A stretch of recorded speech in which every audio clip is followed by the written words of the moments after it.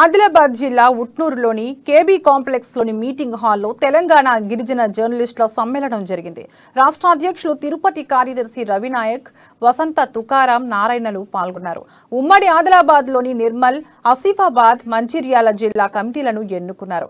ఈ మీటింగ్లో ఆదిలాబాద్, నిర్మల్ జిల్లా, కొమరం భీం, ఆసిఫాబాద్, మంచిర్యాల జిల్లాల కమిటీలను ఎన్నుకున్నారు.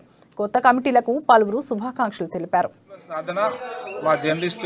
ట్రైబల్ జర్నలిస్టుల సంక్షేమం కోసమే మేము ఈ అసోసియేషన్ ఏర్పాటు చేసుకోవడం జరిగింది.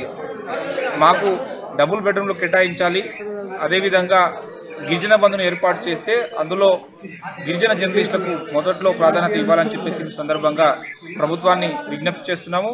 ఎందుకంటే గ్రామీణ ప్రాంతాల్లో ఎక్కువ మొత్తంలో ఆదిలాబాద్, నిర్మల్, అదేవిధంగా మంచిర్యాల, ఆసిఫాబాద్ ఈ 4 జిల్లాలకు సంబంధించి 2 కమిటీలను Telangana tribal working journalist association